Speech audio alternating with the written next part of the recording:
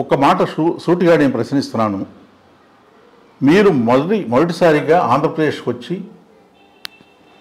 పదవీ బాధ్యతలు స్వీకరించడానికి వెళుతూ జగన్మోహన్ రెడ్డి గారి మీద విమర్శలు చేశారు. పదవీ ప్రమాణ స్వీకారం చేసిన తర్వాత కూడా తీవ్రమైన విమర్శలు చేశారు. జగన్ రెడ్డిని సంబోధించారు. నియంతగా మారాడని చెప్పారు. అవినీతి జరుగుతోందని చెప్పారు. ఇన్ని చెప్పాక సజ్జల రామకృష్ణారెడ్డి గారు వైఎస్ఆర్ కాంగ్రెస్ పార్టీ తరఫున మాట్లాడుతూ, నీకు అన్యాయం జరిగిందని పదే పదే చెప్తున్నావు కదా, ఏం అన్యాయం జరిగిందో బాహాటంగా చెప్పమని ప్రశ్నించారు ఆయన. ఈ రోజుకి సమాధానం ఎందుకు లేదు? ఎందుకు జవాబు చెప్పట్లేదు? ఆ అన్యాయం ఏంటో చెప్పొచ్చు కదా. ఆంధ్రజ్యోతి ఈనాడులో ఆస్తుల తగాదాలని ఎవరు చెప్తూ వచ్చినాయి? నీకేమైనా ఆస్తి తక్కువైందా? అమెరికాలో నీ భర్త వ్యాపారం ఎట్లా చేస్తున్నాడు? ఎక్కడి నుంచి సంపాదించాడు? రాజశేఖర రెడ్డి గారు అల్లుడు అయిన తర్వాత సంపాదించారా? అంతకు ముందే ఉందా? అనిల్ కుమార్కి మీతో వివాహం కాకముందు ఆస్తులు ఎన్ని ఉన్నాయి? రాజశేఖర రెడ్డి గారు ముఖ్యమంత్రి అయిన తర్వాత, ఆయన అల్లుడైన తర్వాత ఎన్ని ఆస్తులు పెరిగాయి? అమెరికాలో వ్యాపారం ఎలా పెట్టగలిగారు? వీటన్నిటి మీద విచారణకు మీరు సిద్ధమేనా? మాట్లాడేటప్పుడు సంభాళించుకుని ఎవరితో మాట్లాడుతున్నాం, ఏం మాట్లాడుతున్నాం, ఎవరి గురించి మాట్లాడుతున్నాం ఆలోచించుకోవాలి. ఈ రోజున నా తండ్రి రాహుల్ గాంధీని ప్రధానమంత్రిని చేయాలనుకున్నారు. ఆ ఆశయాన్ని సాధించడం కోసమే నేను కాంగ్రెస్లో చేరానన్నారు. మరి తెలంగాణలో నువ్వు పార్టీ పెట్టినప్పుడు రాజశేఖర రెడ్డి గారు బతికుంటే ఈ కాంగ్రెస్ పార్టీ మీద ఉమ్మివేసేవాడు అని ఎందుకన్నావు? గుర్తులేదా నీకు? రాజశేఖర రెడ్డి గారు ప్రధానమంత్రి చేయాలని రాహుల్ గాంధీ నాయుడు చెప్పారని ఆ రోజు గుర్తులేక మాట్లాడావు ఉమ్మేస్తారని. రాజశేఖర రెడ్డి గారు ఆ రెండు పత్రికలు అన్నారు విమర్శనాత్మక ధోరణిలో, ఆయన జీవించి ఉన్నంతకాలం అన్నారు. ఆ రెండు పత్రికల దొరికి వాళ్ళ ఆఫీసులకు వెళ్ళి ఇంటర్వ్యూలు ఎందుకు ఇస్తున్నావు? మార్గదర్శి గురించి రాజశేఖర రెడ్డి గారి హయాంలో పోరాటం బిగినైంది. బాధితుల పక్షాన్ని నిలబడి రాజశేఖర రెడ్డి గారు తీవ్రమైన పోరాటం చేశారు. ఎక్కడ వెనకడుగు వేయలేదు. ఆ విషయంలో కేసు వేసినట్టు సుప్రీంకోర్టు దాకా కేసులు వేసుకుంటూ వెళుతున్నటువంటి పట్టుదలతో వెళుతున్న ఉండవల్లి అరుణ్ కుమార్ ఇంటికి వెళ్ళారు. మరి ఆయనకి మీకు మద్దతు ప్రకటిస్తున్నాం మార్గదర్శి పోరాటంలో అని చెప్పారా? ఈ ఆంధ్రప్రదేశ్ ఉమ్మడి రాష్ట్రాన్ని అడ్డగోలుగా సోనియా గాంధీ గారు విమర్శించారు, విడగొట్టారు.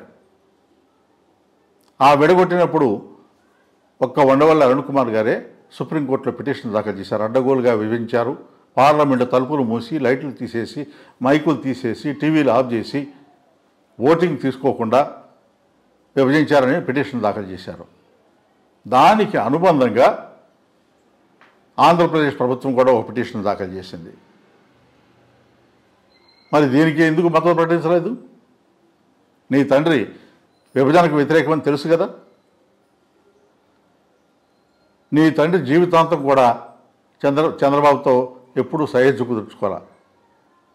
జీవితాంతం రాజకీయ శత్రువుగానే పరిగణించారు, రాజకీయ ప్రత్యర్థిగా పరిగణించారు. ఇవాళ ఆ చంద్రబాబు నాయుడు వాడే భాష, జగన్ రెడ్డి అనే భాష ఎక్కడి నుంచి వచ్చింది నీకు? ఎవరు సప్లై చేస్తున్నారు ఈ మెటీరియల్? నేను జర్నలిస్ట్గానే నాకు తెలిసిన విషయాలు నేను మాట్లాడితే దానికి సమాధానం చెప్పకుండా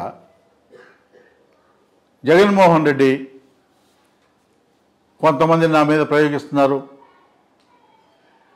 మీకు మీ అన్నగారికి తగాదాలు ఉంటే ఇంట్లో కూర్చొని పరిష్కరించుకోండి. నేను ప్రణబ్ ముఖర్జీ గురించి మాట్లాడితే భారతిరెడ్డి చెప్పగలదా? మీ వదిన గారితో తగాదాలు ఉంటే ఇంట్లో కూర్చొని పరిష్కరించుకోండి. ఆమెకేం సంబంధం? నేనైనా భారతిరెడ్డి గారి పేరు ప్రస్తావించానా? జగన్మోహన్ రెడ్డి గారి పేరు ప్రస్తావించానా? మీ ఇంట్లో మీకు వైరుధ్యాలు ఉండొచ్చు, ఆ విషయాలు ఎందుకు మాట్లాడతారు? ఆడపిల్లని చూడకుండా నా మీద విమర్శలు చేస్తున్నారు, ఆరోపణలు చేస్తున్నారు అని ఒక మాట సానుభూతి పొందడం కోసం ఒక మాట వాడారు. ఆడపిల్లగా మాట్లాడావా? ఆడపిల్లగానే మాట్లాడుతున్నావా? ఆడపిల్లగానే విమర్శలు చేస్తున్నావా? సమాధానం చెప్పు. పీక్కుంటే పీక్కో అమ్మ. ఏంటి పీక్కేది? భాష అనేది రాజశేఖర రెడ్డి గారు నేర్పిన భాష అదేనా? రాజశేఖర రెడ్డి గారు కానీ విజయమ్మ గారిని ఏనాడైనా ఈ భాష వాడారా? తెలంగాణలో అంతా పీక్కేసిన తర్వాత ఇంకేం మిగిలింది? ఎందుకు ఈ మాటలన్నీ? సభ్యత లేకుండా, సంస్కారం లేకుండా, నోటుకు వచ్చినట్టు ఇష్టారాజ్యంగా మాట్లాడుతూ